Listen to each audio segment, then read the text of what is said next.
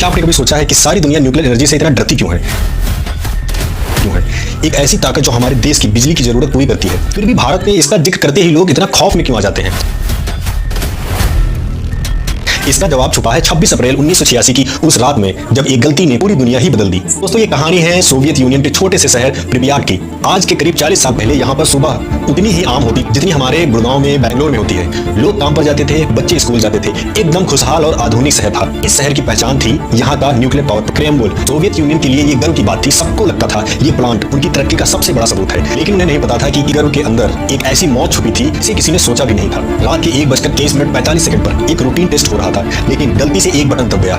एक छोटी सी गलती, रिएक्टर के अंदर एक चेन रिएक्शन शुरू हो गया, जिसे रोकना नामुमकिन था। उन्हें लगता था ये मामूली सा मैल्फेक्शन है, लेकिन उन्हें नहीं पता था कि वो न्यूक्लियर हिस्ट्री के सबसे बड़े कांड का हिस्सा बनने जा रहे थे। पहले एक छोटा सा धमाका हुआ, फिर एक और हल्का सा धमाका हुआ, और तीसरा धमाका इतना जबरदस्त था कि उसने 1000 टन की कंक्रीट की छत को हवा में उछाल दिया।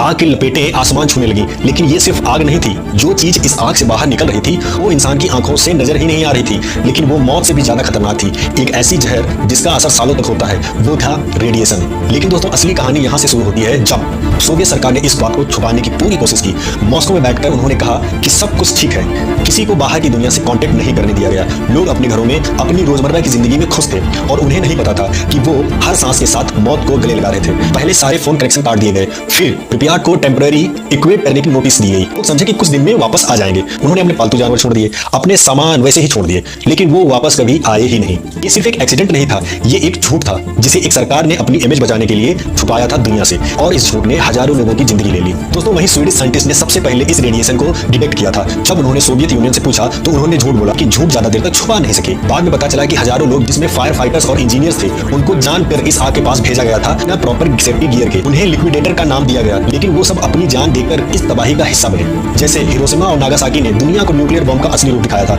वैसे ही कोरंबिल ने न्यूक्लियर पावर के खतरे को सबसे परिचय करवाया। इंडिया में भी न्यूक्लियर एनर्जी पर काम हो रहा है। हम इससे बिजली बनाते हैं, वही बिजली जो आपके घरों में आती है। हम इससे तरक्की करते हैं, लेकिन क्या हम उन गलतियों से सीख रहे हैं जो क्रेमबुल में हुई थी? अगर हमारे वहां ऐसा न्यूक्लियर विस्फोट होता है, क्या हम उसके लिए तैयार हैं? क्या सेफ्टी गाइडलाइन, सेफ्टी इक्विपमेंट सारे तैयार हैं? तो दोस्तों, क्रेमबुल आज भी एक घोस्ट टाउन है। ऐसा माना जाता है कि अगले 20,000 सालों तक यहाँ कोई इंसान रह ही नहीं सकता। ये सिर्फ एक एक्सीडेंट नहीं था, ये एक सबक था। एक सबक कि इंसान कितना भी तरक्की कर ले, कितना भी खुद को साइंटिफिक एडवांस कर ले, जब वो प्रकृति और साइंस के साथ खेलता है तो उसकी एक छोटी सी गलती भी उसे बर्बाद कर सकती है। आज सवाल है, हम क्रेमबुल से क्या सीखते हैं? क्या हम टेक्नोलॉजी पर इतना भरोसा कर सकते हैं कि हम सेफ्टी को इग्नोर कर सकें, या फिर क्या हम इसे एक वार्निंग साइन मानकर चल सकते हैं, आगे बढ़ सकते हैं, लेकिन सावधानी के साथ? फैसला आपका है।